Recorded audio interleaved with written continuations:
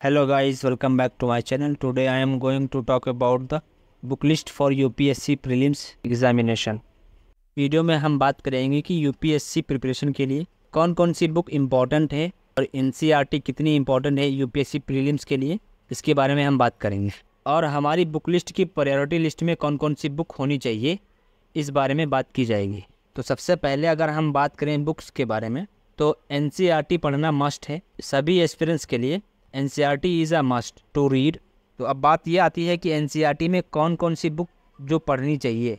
तो अगर हम बात करें सब्जेक्ट वाइज, तो सबसे पहले बात करते हैं जियोग्राफी की। तो जियोग्राफी में 11th और 12th की जियोग्राफी की जो NCERT की बुक हैं वो मस्ट हैं, उनको रीड करना बहुत ही इंपॉर्टेंट है।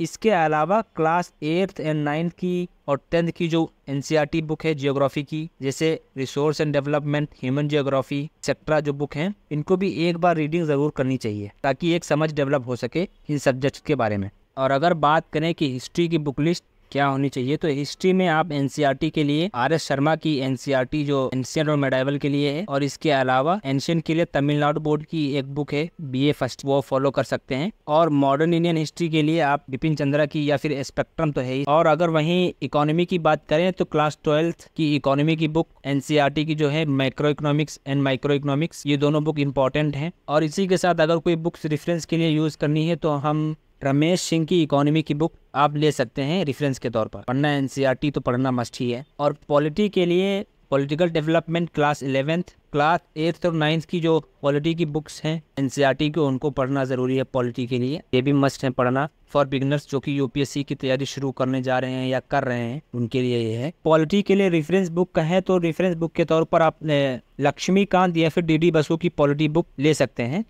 जैसा कि आप लोगों ने देखा ही होगा कि UPSC का पिछले 3 साल से जो ट्रेंड है एंशिएंट हिस्ट्री को लेकर या आर्ट एंड कल्चर को लेकर, तो उसमें दक्षिण भारत से, साउथ इंडिया से चोल काल और पल्लवास का जो रोल है, इंपॉर्टेंट रोल प्ले किया आर्ट एंड आर्किटेक्चर डेवलपमेंट में, उससे ज़्यादा क्वेश्चन आ रहे हैं। तो इस चीज़ के लिए हम या तो फिर आर्ट एंड कल्चर के लिए नितिन सिंघानिया की बुक फॉलो कर सकते हैं, या तो फिर जो एंशिएंट हिस्ट्री की बुक्स हैं NCERT हैं, उन्हीं को पढ़कर आर्ट एंड कल्चर के लिए तैयारी कर सकते हैं। और इसके अतिरिक्त क्या कर सकते हैं, इसके अतिरिक्त जैसे जो वीडियोस लेक्चर हैं फ्री कंटेंट जो यूट्यूब पर है या टेलीग्राम पर जो मिल जाता है, उससे कुछ हेल्प ले सकते हैं। और जो मेंस टॉपर या जो भी टॉपर हुए हैं उनकी कॉपी से भी इंसाइट ले सकते हैं। महत्वपूर्ण जो टिप्स एंड ट्रिक्स हैं और कौन से पॉइंट रखने चाहिए, कौन से पॉइंट हटाने चाहिए, लिखने की कला, ये सब चीज़ें टॉपर्स की कॉपी से आप देखकर सीख सकते हैं।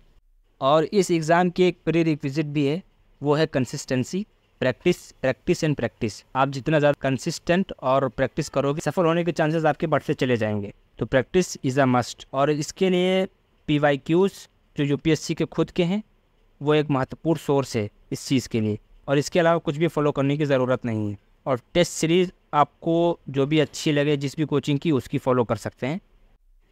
UPSC प्रिपरेशन के फेज़ में अगर मैं अपने एक्सपीरियंस से कहूँ तो ज़्यादा रिसोर्सेज होने की ज़रूरत नहीं है। जितने भी रिसोर्सेज हों उनको पढ़ा जाना बहुत इंपॉर्टेंट है। तो एक रिसोर्स को बार बार पढ़ना ही UPSC के एग्ज़ाम में सक्सेस का ज़रिया बनेगा। जितने भी रिसोर्स हैं आपके पास, उनका रिवीज़न ही इम्पॉर्टेंट है, ना कि रिसोर्स ज़्यादा हों और उसको पढ़ा एक बार भी ना जाए, ये किसी काम का नहीं रह जाएगा। तो आप रिवीजन पर ज़्यादा फोकस कीजिए और जितने भी रिसोर्सेज हैं उनको यूटिलाइज़ कीजिए अच्छे से। आई होप आप सभी को यह वीडियो अच्छा लगेगा और इस वीडियो से आप लोगों को थोड़ी सी हेल्प होगी। इसी के साथ हम वीडियो को समाप्त करते हैं, मिलते हैं नेक्स्ट वीडियो में। तब तक के लिए bye bye. Thanks for watching my video. Like, share, subscribe to my channel. जय हिंद।